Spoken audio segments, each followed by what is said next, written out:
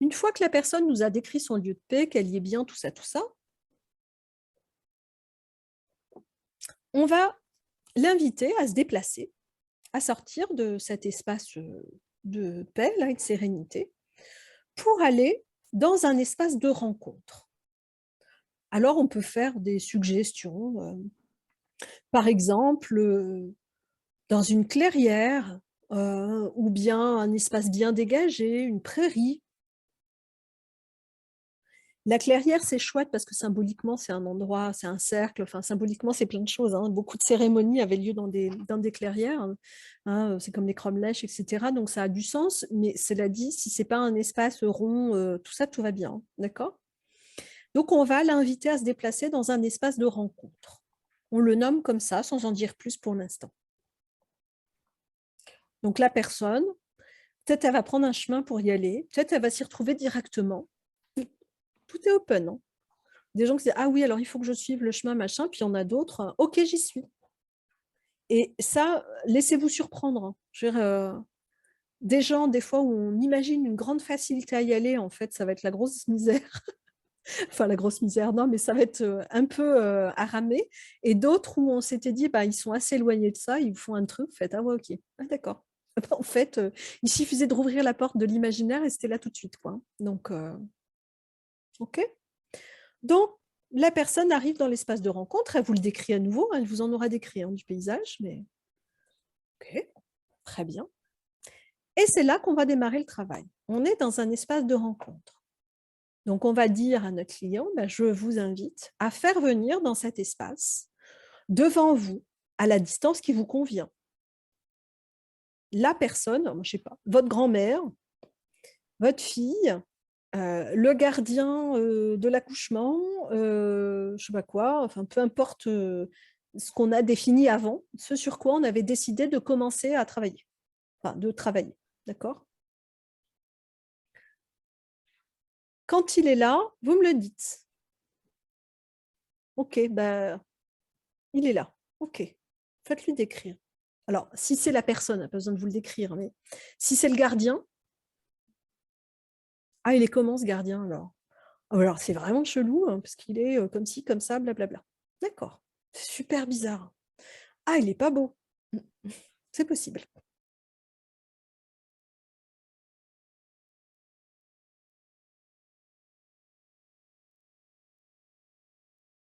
Mais c'est ton client qui décide. S'il y a un doute sur, moi, je sais pas, il y a eu 3 deuils ou des relations toxiques là, là et là, se dire, OK, là, qu'est-ce qu'on sent comme prioritaire aujourd'hui? Par quoi on commence? Peut-être on en fera 2 dans la même séance, mais on ne sait pas, puisqu'on verra en milieu de chemin si on continue. Donc là, on choisit. L'important, c'est que la personne qui soit en position d'être accompagnée, enfin la personne qui va faire le boulot, reste dans son pouvoir. Donc, c'est elle qui décide qui vient. Donc, il faut vraiment le dimensionner avant. Donc, des fois, ça va se produire, ce genre de choses, malgré le fait qu'on ait dit on va bosser là-dessus. Des fois, il y a des surprises, ben, on s'adapte, on fait avec. Quitte à dire, écoute, OK, j'ai bien vu, tu me dis qu'il y a telle et telle personne, on a décidé de bosser sur un tel. Est-ce que c'est toujours OK pour toi qu'on commence par celle-là? Oui, OK. Alors, tu demandes aux autres de sortir de cet espace de rencontre. Ce n'est pas le moment, ce n'est pas maintenant. De mettre la position en position notre client, d'avoir la main, en fait, d'être vraiment dans son pouvoir. D'accord? On peut tout à fait faire comme ça. Mais c'est pas fréquent hein, qu'il y ait plusieurs personnes qui se présentent. Donc, une fois que l'autre est arrivé, donc la personne, l'animal, le gardien, hein, peu importe ce que c'est, ben on va inviter notre client à lui souhaiter la bienvenue. Alors, des fois, déjà rien que là, des fois, ça fait bah si, bah, on va aller couper, donc il est venu. On va lui souhaiter la bienvenue quand même. OK? Ouais, moi j'aime bien le faire parce que même si je sais que ça va provoquer ça, enfin, en gros, l'intérêt c'est même que ça provoque ça, je dirais. Pourquoi je dis ça? C'est que pour la personne pour qui il n'y a pas de souci, le nommer ou pas, le bienvenu, voilà. Alors que là, il y a un côté, quand ça fait c'est que du coup, il y a un côté où je trouve que ça permet de repositionner le client qu'on accompagne dans bah, on est 2 personnes, j'allais dire 2 adultes, même si c'est un gardien, hein. Mais à un moment donné, je suis dans ma position d'adulte qui prend ses responsabilités et qui va couper. Et du coup, je suis capable de dire bienvenue même à mon pire ennemi, quoi, d'une certaine façon. Je sais pas, je trouve qu'il y a une question de posture que j'aime bien là-dedans. Donc, je le garde, le bienvenu. Mais Non, du coup, c'est ça qui est intéressant, c'est que ouais, ça change la posture. C'est le fait de dire bienvenue, bon, ben là, je suis plus la victime. On a besoin de sortir du rôle de victime parce que bah, victime, oui, on peut être victime des autres d'une certaine façon, mais on a aussi notre part de responsabilité sur nos croyances, sur ce qu'on raisonne dans notre vie et tous les schémas répétitifs, etc. À un moment donné, il y a notre part de responsabilité. Ça enlève pas non plus la responsabilité de l'autre, hein, on est bien d'accord. Mais là, quand même, je trouve que ça permet de se repositionner ouais, en personne qui prend ses responsabilités, qui décide de couper. Là, je suis capable de te regarder, de te faire venir à cet endroit-là, et on va couper et terminer. Il faut vérifier que c'est le bon moment, que c'est vraiment OK, que voilà. De rassurer sur le fait que la personne est vraiment dans son pouvoir, hein. Là, c'est quand même toi qui convoques l'autre. C'est ton client qui convoque l'autre personne. Donc, OK. Et ensuite, on passe à la phase la plus douloureuse de l'exercice. C'est qu'on va inviter notre client, qui a dit donc bienvenue à la personne en face de lui, personne ou gardien, à lui exprimer tout ce qu'elle a besoin de lui exprimer. Et on va l'inviter à le faire à voix haute. C'est le moment chaud patate. Parce que lui dire là, c'est une chose. Le dire là, avec à voix haute, en général, ça fait je peux pas. Mais si. Alors, moi, j'encourage. Je lâche pas. Enfin, je lâche pas. Si je peux lâcher si je sens que ça mettrait la personne en échec. Il est hors de question que la personne se retrouve à ne pas avoir pu juste parce qu'elle n'a pas pu exprimer à voix haute.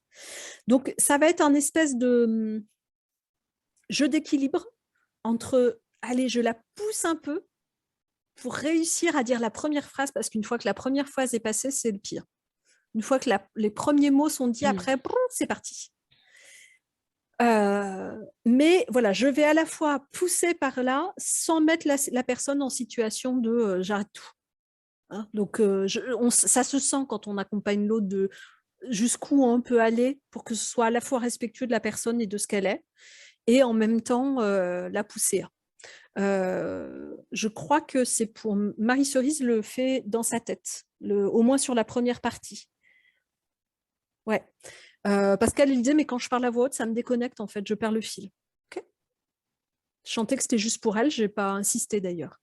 Mais bien souvent, ça va être vachement intéressant de le faire à voix haute. Et vous, cet après-midi, je vous invite vraiment à le faire. C'est pas confortable, on est d'accord.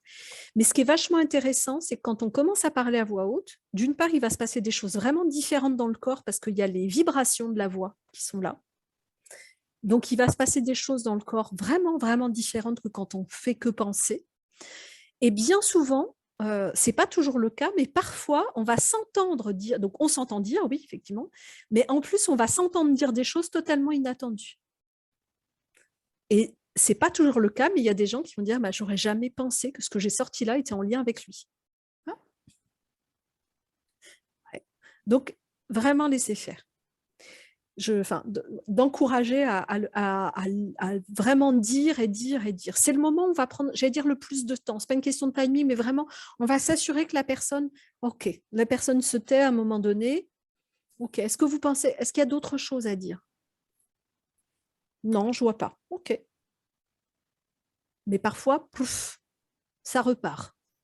D'accord? Donc, vraiment, laisser exprimer. Et quand je dis laisser exprimer, moi, je ne vais pas hésiter à rajouter, ça peut être aussi bien, selon le contexte, hein, des paroles de colère, d'amour. Il est possible de tout déposer dans cet espace-là. Tout peut être dit. Et la personne peut l'accueillir en face de vous. Parce que des fois, la difficulté à dire, c'est de se dire, ah ben non, mais l'autre n'a pas mérité que je lui dise tout ça. On est dans un espace de rencontre où c'est fait pour ça. Vous pouvez tout déposer, tout peut être accueilli tranquillement. OK?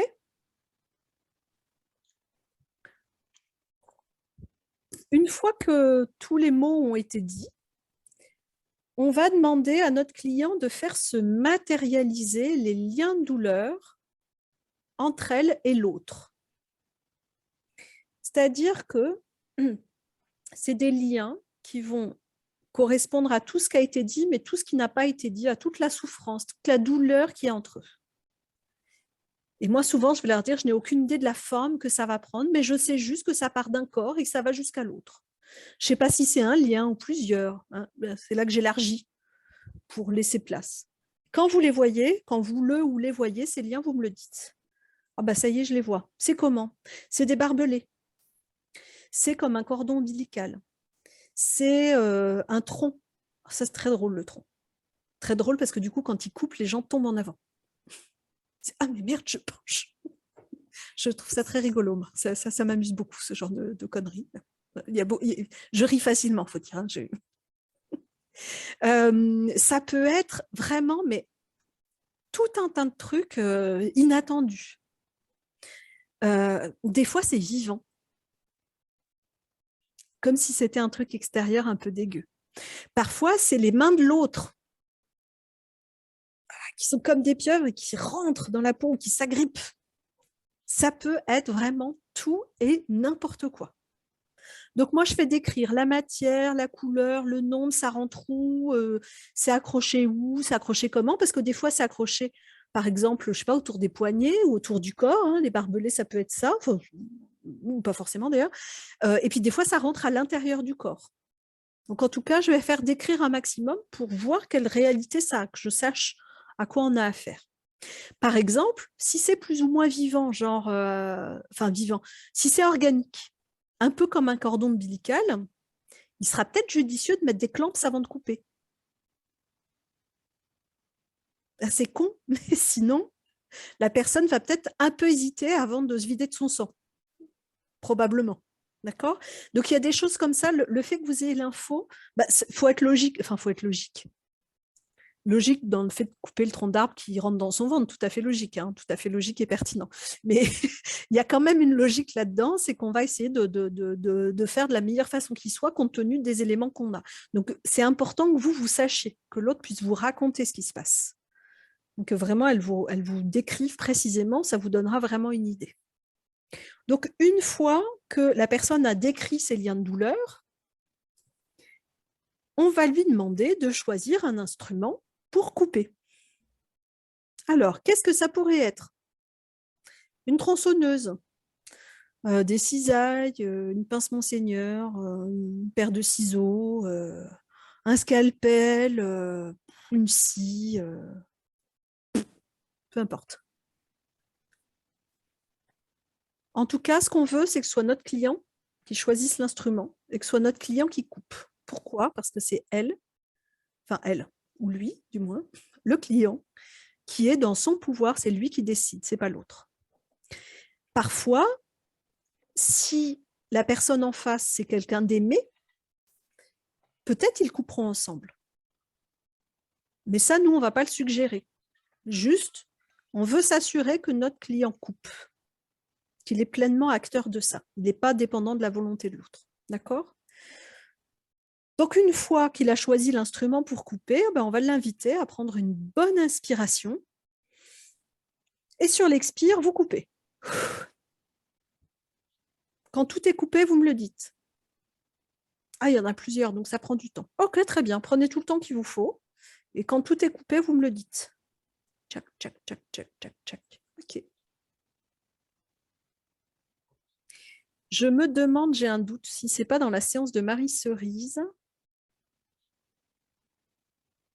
Je ne sais plus, parce que vu qu'on a travaillé plusieurs fois comme ça, elle et moi, j'ai un doute sur le fait que ce soit sur celle-là ou si sur une qui n'est pas enregistrée. Mais juste pour vous donner une idée du genre de stratégie qu'il faut trouver des fois, c'est qu'il y a au moins une fois, je ne sais plus si c'est dans la vidéo là, où c'est comme une masse, mais ça semble vivant comme truc. Et du coup, quand elle coupait, ça se remettait. Ça se reconstituait. Et donc, la solution qu'on a trouvée, c'était une sorte de guillotine grande, hein, vraiment grande. Et du coup, en coupant, ça ne pouvait pas passer non plus par les côtés, quoi. Ça faisait comme une vitre qui se mettait entre. Donc, on trouve toujours des stratégies. Hein, parce que c'est là que peuvent se manifester toutes les résistances de votre client. toute sa peur de couper, sa difficulté à y aller, est-ce que j'ai le droit, est-ce que je m'autorise à, est-ce que oui, mais l'autre, est-ce qu'il est d'accord ou est-ce que je reste sous son emprise? Enfin, il peut y avoir tout ça là-dedans. Donc, on va l'aider pour trouver toutes les solutions. Là, c'est là que vous, votre alignement et votre conviction que c'est tout à fait possible et que votre client a tout pouvoir pour faire ça, c'est là que ça va être important. D'accord? Il m'est arrivé, je crois, une fois, en quand même plusieurs années, et je l'ai beaucoup, beaucoup travaillé sur ce protocole-là, qu'il n'y ait pas de lien de douleur. La personne, il n'y a pas moyen. Bon, elle a pu dire des choses, mais non, pas de lien de douleur. Les résistances étaient telles qu'il n'y avait pas moyen. Ok, on a fait autrement. Mais dans la très grande majorité, enfin c'est plus que la majorité à ce niveau-là, sur les centaines de personnes avec lesquelles j'ai travaillé là-dessus, il y a des liens de douleur et ça marche. Ok. Donc une fois que les liens sont coupés, ce qu'on va faire, c'est que on va vérifier. Donc les liens sont coupés. D'accord. Donc là, on est d'accord. Ces liens sont toujours accrochés à votre ventre, à votre bras, à votre tête, enfin selon ce qu'ils vous ont dit. Mais ils ne sont plus reliés à l'autre. C'est bien ça? Oui, c'est bien ça. Ok, très bien. Alors, ce que vous allez faire maintenant, c'est que vous allez prendre le temps d'enlever ces liens de votre corps. Vous allez faire comme quand on dépote une plante et qu'on prend soin là, de ne pas abîmer les racines. Bah, de la même façon, vous allez prendre le temps vraiment de tout extraire de votre corps. Vous allez pouvoir observer si ça rentre profondément dans le corps ou si c'est plutôt en surface. Prenez le temps de tout enlever et quand vous aurez tout enlevé, vous déposez au sol à mi-chemin entre vous et l'autre. Donc la personne, elle fait et vous lui précisez. Et pendant que vous faites ça, votre mère, votre oncle, votre grand-mère, je ne sais pas qui, le gardien, fait la même chose. Ce qu'on ne veut pas, c'est que notre client s'occupe d'aller débarrasser les liens de douleur de l'autre. C'est bon, quoi.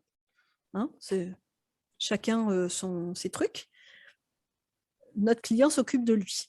D'accord? Donc, on précise juste que l'autre fait de même, à sa façon. D'accord? Donc là, la personne va enlever et va déposer au sol. Une fois enlevé, on lui demande, hein, quand vous avez fini, vous me le dites. C'est là que le client de tout à l'heure, je vous disais, qui a vomi après la séance, lui, c'était mais dans le ventre, c'était une boule gigantesque au milieu de l'espace de rencontre qui était reliée dans le ventre et qui remontait dans sa trachée. Et il me disait, mais en l'enlevant, il sentait la nausée. Bon, bah, il a vomi plus tard. Il a eu la gentillesse de ne pas vomir dans mon cabinet, ce qui était plutôt cool, mais j'ai apprécié le geste. Mais voilà. Donc, une fois que tout est enlevé, les liens sont posés au sol. Et là, on va demander à notre client de regarder quelles traces ces liens ont laissé dans son corps. Est-ce que ça a fait des trous? Est-ce que ça a laissé des cicatrices? Est-ce qu'il y a des plaies ouvertes? Est-ce que c'est brûlé? Est-ce que ça a laissé des vides? Et vraiment de regarder aussi bien en profondeur, hein, au niveau des os, des organes, que vraiment en surface sur la peau. Des fois, c'est que des bleus, puis des fois, c'était entortillé autour du cœur, des organes, etc., même de la colonne vertébrale. Et du coup, ça a laissé plein, plein de dommages. D'ailleurs, moi, je ne le fais pas remarquer aux personnes, mais il n'est pas rare du tout que l'endroit où ça s'accroche, ce soit justement l'endroit où la personne a mal depuis très longtemps. Le genou gauche, l'épaule droite, machin. Tu fais, ah, ça c'est rigolo quand même. C'est fou, hein? Donc, on va lui demander de regarder ce que ça a laissé comme trace, et puis on va lui demander de régénérer son corps. Donc, on va lui proposer de choisir un moyen pour régénérer son corps. Donc, ça peut être tout et n'importe quoi, hein. Ça peut être une lumière, ça peut être un onguent, ça peut être une pilule magique, ça peut être de l'eau. Voyez ce que la personne trouve comme idée pour aller régénérer son corps. Et je dis bien régénérer plus que réparer, c'est que l'idée, c'est que tout soit nickel. Il n'y a plus aucune trace, même pas une cicatrice. Il ne s'agit même pas de cicatriser, il n'y a plus rien.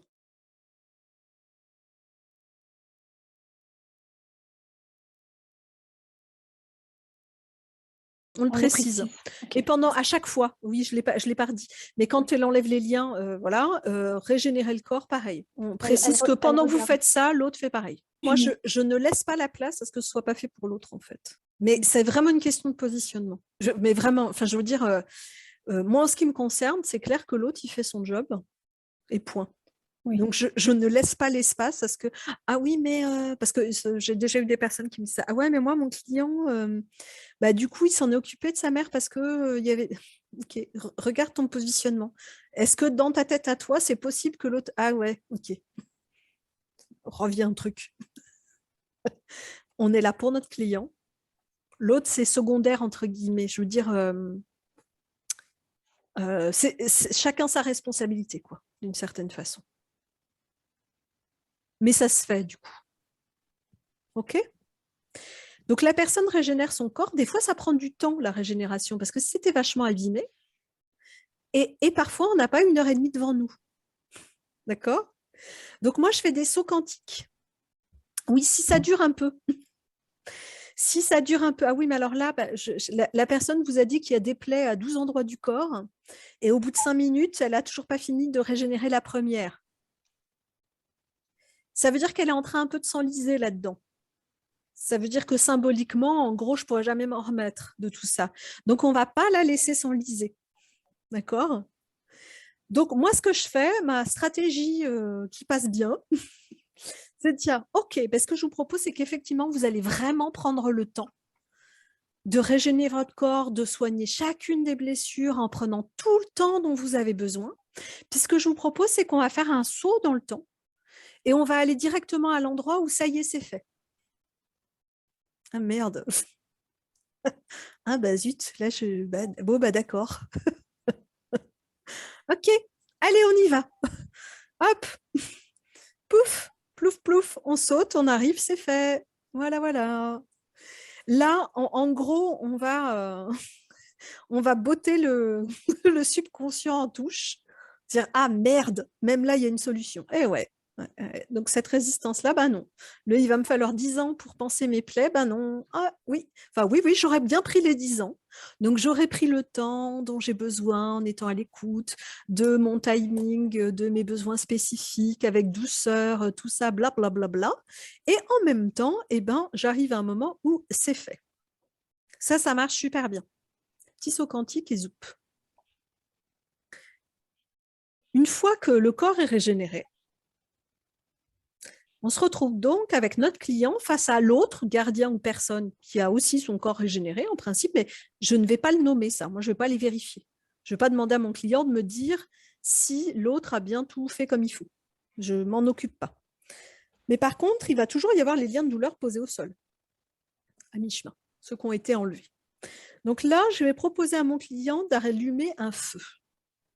Imaginez qu'il allume un grand feu, un beau grand feu, et même s'il en a envie, avec des flammes violettes. Alors, moi, je fais des feux violets. Si vous, ça vous gratte, si ça vous dérange que les flammes soient violettes, faites des feux tout court. Ça marchera pareil. Hein. Il n'y a pas de souci. C'est juste que le feu, symboliquement, c'est la transmutation, la purification, et le violet aussi. Donc moi, j'aime bien en rajouter des couches. Donc j'aime bien les feux violets. La flamme violette, symboliquement, elle est hyper intéressante. Mais si vous, ça dérange, immanquablement, vos clients, ça va les déranger aussi. Ils vont dire violet. Donc, il faut que ce soit congruent pour vous. Mais dans tous les accompagnements qu'on fait, hein. Si ce n'est pas congruent, vos clients vont s'engouffrer dans la brèche, c'est horrible. Donc, soyez à l'écoute. Donc, je le dis parce qu'il y en a plusieurs qui m'ont dit non, mais feu violet, moi, je ne peux pas. Ok, pas de problème. Moi, dans ma clientèle, ça n'a jamais posé souci, hein, les feux violets, je me dis. Donc là encore, hein, c'est juste une question d'être congruent. Donc, feu violet, et puis je vais inviter la personne à déposer là, les liens de douleur dans le feu et à regarder les liens se consumer totalement.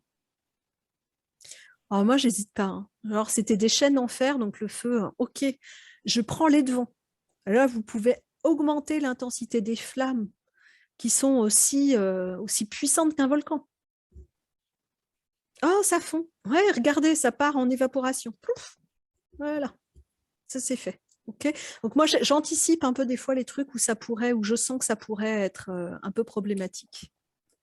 Quand tout est consumé, vous me le dites. Moi, c'est bon là. Super. Tout est consumé, notre feu est toujours là. C'est là qu'on va entrer dans la phase d'échange d'énergie. Donc, comme je vous le disais, pour les deuils réels, parfois, je m'abstiens de cette partie-là si je ne sens pas que c'est juste. Si je ne sens pas que ça ferait sens pour la personne et puis que ça a été déjà assez dense comme ça, je squeeze cette partie-là. Et pour les enfants, même chose. OK? Pour faire ces échanges d'énergie, ce que je vais dire à mon client, c'est vous allez demander à votre grand-mère, votre tante, votre enfant, le gardien de l'accouchement, je ne sais pas quoi, de vous rendre toute l'énergie que vous avez investie, toute l'énergie là que vous avez perdue dans cette relation. Et vous allez regarder ce gardien, cette personne déposer dans les flammes violettes pour que ce soit purifié l'énergie qui vous appartient. Je n'ai aucune idée de la forme que ça va prendre en partant de lui. Quand c'est déposé, vous me le dites. Ah oui, il a mis dans le feu. Ok, ça ressemblait à quoi? Oh, bah, c'était une masse noire, je ne sais pas quoi. Ok, très bien. Quand c'est purifié, vous me le dites, il est probable que ça ait changé de forme. Ah oui, c'est devenu un bouquet de fleurs. Ok, bah, je vous propose, ça vous convient? Ouais, super. Très bien, bah, je vous propose de réintégrer cette énergie purifiée qui vous appartient. Ah, bah, c'est comme si le bouquet de fleurs, il venait se poser à l'intérieur de moi. Ok, super. Là encore, hein, en termes de forme symbolique, ça peut être tout et n'importe quoi. Mais vraiment tout et n'importe quoi. C'est très étrange des fois. Je sais pas, j'ai vu une valise de billets. Après, hein, après purification, c'est mieux. Mais enfin voilà, des fois, il y a des choses très très bizarres qui se produisent. Ok. Une fois que la personne a réintégré l'énergie qui lui appartient, elle va pouvoir rendre à l'autre son énergie à lui. Et maintenant, je vous propose d'évacuer là dans le feu toute l'énergie de cette personne, tout ce qui n'est pas à vous, tout ce qui est à lui. Vous l'envoyez dans le feu sous une forme là aussi qui m'est inconnue. Vous l'évacuez de votre corps. Alors moi, personnellement, en général, c'est souvent le moment où j'ai des nausées. Mais ça passe souvent par ma trachée, c'est pas agréable quand je rends à l'autre. C'est pas très sympa. Donc il peut y avoir vraiment des réactions physiques assez fortes. Donc la personne évacue cette énergie-là dans le feu purifie, hein, parce qu'un peu de la même façon que, moi je sais pas, si Turane vient demain à la maison et qu'elle a froid, je lui prête un pull et qu'elle le garde pendant 1 mois et demi, quand elle me le rend, c'est sympa s'il est propre. Bah là, c'est un peu ça l'idée aussi. C'est qu'il y a toujours cette idée l'idée, c'est pas de balancer dans la gueule. Parce que forcément, les énergies dans les échanges, on va les teinter aussi de notre couleur, ou prendre notre odeur, entre guillemets. Donc, on va rendre un truc propre à l'autre. On a récupéré un truc propre, on rend un truc propre, même quand on est très en colère. OK? Et la personne, une fois l'énergie purifiée, l'autre va pouvoir réintégrer ce qui est à lui, sous une forme qui, là aussi, m'est totalement inconnue. OK? Une fois que c'est fait, on a presque fini.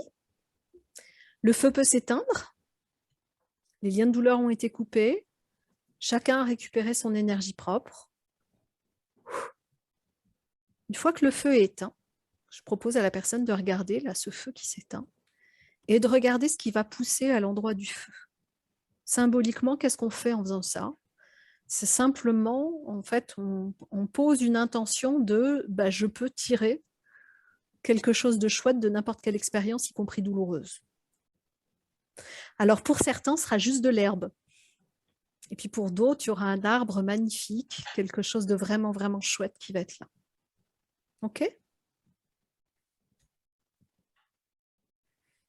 Si on parle d'un deuil, et que la personne, il y a vraiment cette notion de manque et de difficulté à être sans l'autre, parfois, il va m'arriver d'ajouter, parce que je m'autorise à le faire, hein, mais c'est vraiment selon comment je sens, que vous savez que dorénavant, vous disposez de cet espace où vous pouvez vous rencontrer l'un et l'autre quand vous en avez envie.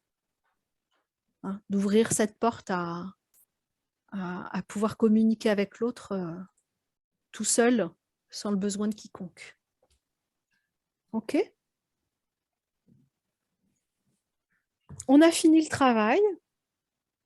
On va demander à dire à notre client, bah, maintenant, vous allez regarder, machin, truc, va s'en aller, sortir de cet espace de rencontre.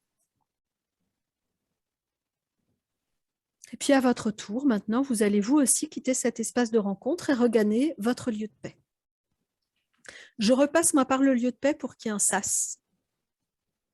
Puis parfois, parce qu'il y a de belles surprises dans ce lieu de paix, des fois, il y a des choses qui se sont transformées, la saison a changé. La jeune fille dont je vous parlais, qui était dans une chambre où il n'y avait pas de fenêtre, et ben, elle était toujours dans sa chambre, mais il y avait une grande fenêtre qu'elle a eu envie d'ouvrir. Et derrière, il y avait un super beau paysage. Donc ce jour-là, elle n'a pas encore été dans le paysage, mais déjà, c'était open, quoi. Et elle entendait le chant des oiseaux dehors, il y avait de la verdure, il y avait tout ça. Donc ça va permettre aussi des fois de mesurer ça. OK? Donc, on l'invite à profiter là de cet endroit tranquillement. On vérifie comment elle se sent, bien sûr, hein, tout au long du truc. Hein. C'est comment là? Ok, là, vous sentez comment? Ah, bien. Ah, je suis fatiguée. Oh, ok. Vous êtes fatiguée, c'est une fatigue comment? Euh, Bah, plutôt une fatigue comme après avoir couru. Ok, du coup, c'est plutôt une bonne fatigue. Ouais. Ok, bah, je vous invite là dans cet espace de paix, de sérénité à régénérer là votre corps, à le sentir se recharger d'énergie. Ok? Et puis, bah, quand on sent que c'est bon, on va l'inviter à revenir dans l'ici et le maintenant. Alors moi, des fois je compte, des fois je compte pas. Je compte de 1 à 5, de 1 à 3. 1, vous reprenez pleinement conscience des points de contact avec votre fauteuil. 2, vous commencez à bouger les mains, les doigts, vous étirez, à bâiller. 3, vous revenez pleinement ici et maintenant en ouvrant les yeux. Et vous ramenez avec vous toutes les transformations utiles et bénéfiques que vous venez d'opérer. Par exemple, ça peut être ça. Et faites à votre sauce, hein, il n'y a pas de règle. L'important, c'est juste d'avoir, même si on ne compte pas, d'avoir une graduation. La personne, bien souvent, ce n'est pas toujours le cas, mais pour beaucoup de personnes, même dans cet état-là, le corps va être hyper immobile. Ça dépend des personnes. Il y a des gens qui vont bouger pendant, mais la majorité, moi, en tout cas dans ma clientèle, ne bouge pas. Donc, il faut quand même le temps de hop, bouger, n'hésitez pas. Moi, je le fais généralement en même temps, d'ailleurs. De se réajuster, de se remettre, se frotter les yeux, le machin, bailler, tout ça. OK?